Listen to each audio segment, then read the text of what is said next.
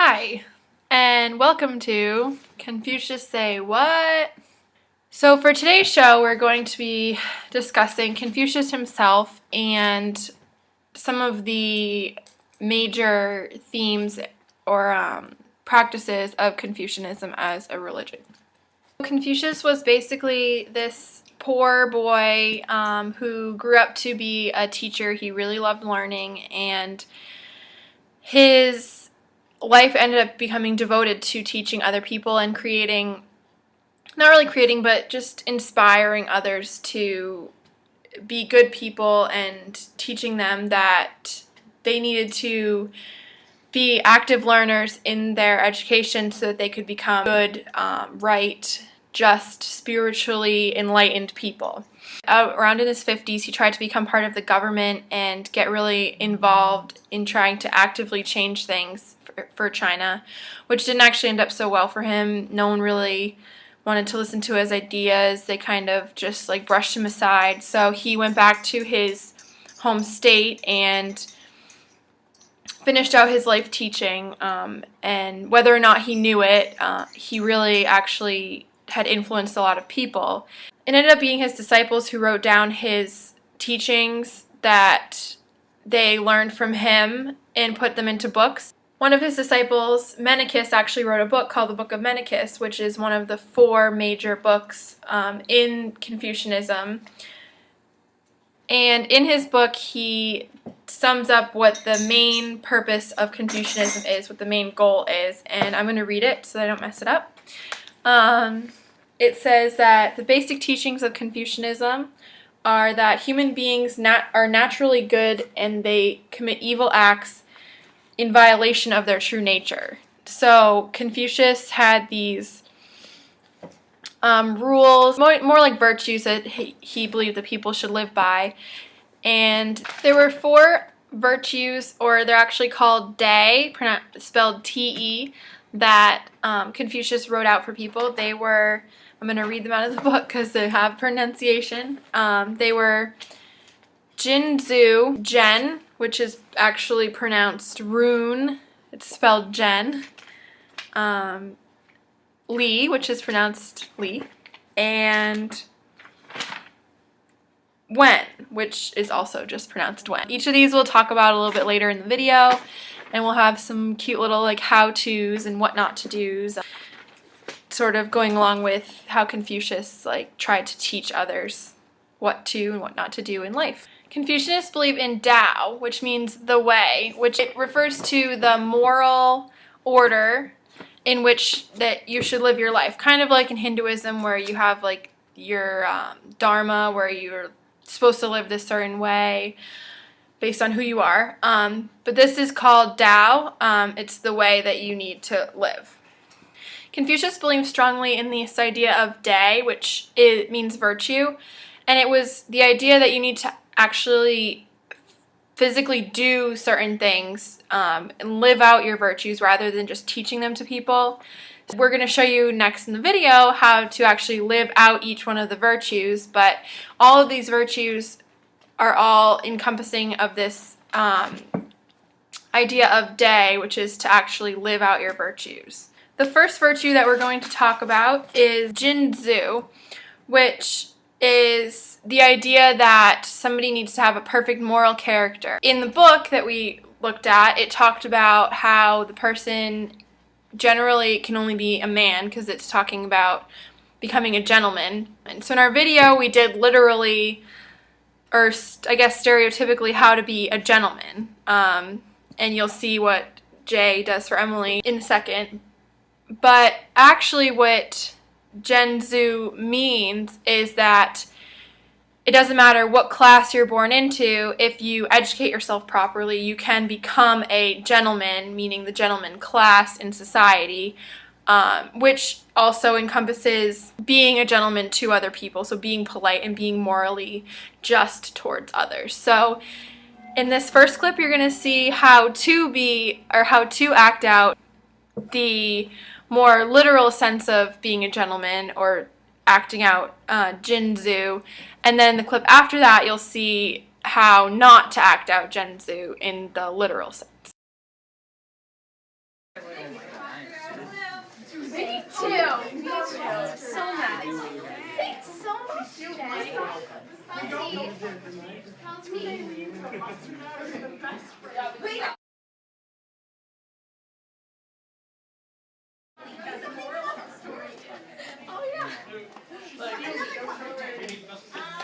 So the next virtue that we're going to talk about is rune, and it's very, very similar to the idea of the golden rule in Christianity, but what it is it's more do your best to treat others the way you would want to be treated, but it doesn't go as far to say that you necessarily have to love your enemies. You just needed to treat them with more of a respect almost. So this is rune, what to do and what not to do.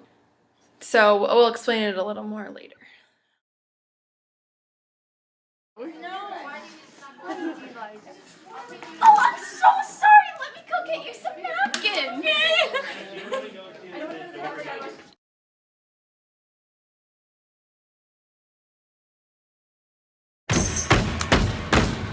Hey, hey. Good to see you. Come on in, let's go. Yeah! Let's go! Alright, okay. Alright, okay. Thanks. You're welcome, friend. So the virtue that kind of comes along with rune is like the opposite. It's called shu. It's almost like a subset of rune, and it's basically don't treat others the way you wouldn't want to be treated. So like I said, there's going to be a do's and don'ts for rune. It's more like shu is the don't and rune is the do. You, with your words like knives and swords and weapons that you use against The last you. virtue that we have a video for is Li, and it's the virtue of behaving appropriately in different social situations. So the videos that we did are a little bit extreme compared to what Confucius believed. Basically, Confucius wanted people to act appropriately, like if they were talking to their elders or if they were talking to somebody who was below them, meaning like if they were their boss, or obviously you have different ways that you would talk to your friend versus your teacher. So that's kind of what Confucius was talking about. Our examples are kind of very extreme, but I think you'll enjoy them. Remember playing Pokemon? Hey guys, what's up? Hey, JJ. Pretty good. How's everyone's day going? Good. What's up, dude? How you been? Yo, you watching that Bruins game? Oh yeah, absolutely, man. All the kids over. Dude, I'm all up in that game. Yeah. You know what I'm saying, dude? Yeah, come over. It'll be fun. Alright. I'm gonna get some water. Alright, y'all. Have some fun. You drinking some water? You like that? Last virtue we're going to talk about is when, and it's the virtue of cultural arts, which is basically just the idea that Confucius had, where to be educated you needed to develop skills that are seen as more like sophisticated and educated. So take more intelligence almost. So things like archery, calligraphy. Confucius encouraged his students to understand art, so understand poetry and art and music, and not just to know it, but to actually understand and try to like interpret it. So that's the last virtue that Confucius suggested or gave to his students, and that's the last virtue that's involved in Confucianism.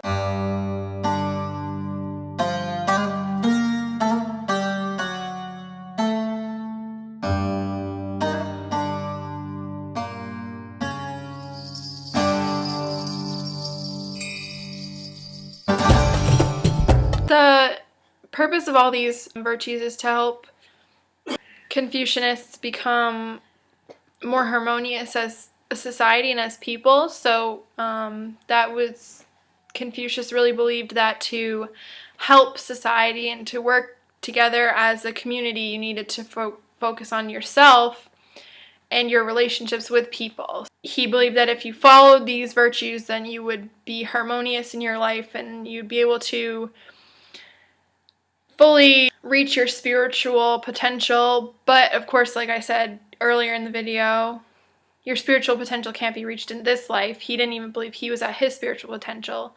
That was his take on how to live your life in right now. That's basically the short and sweet version of Confucianism, so I hope you enjoyed our video. Bye!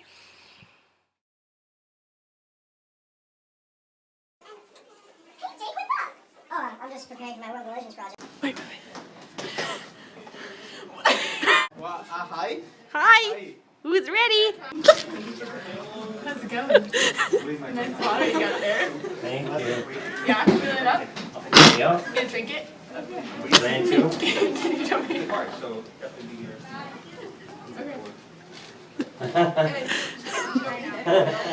My turn. No, it's your day. I can't do it. No. Pretend like you're talking to each other. Mr. McCafferty! Because I'm laughing already. Okay, go. Oh, it's not. You have to... Hi, Alex. Emily, run.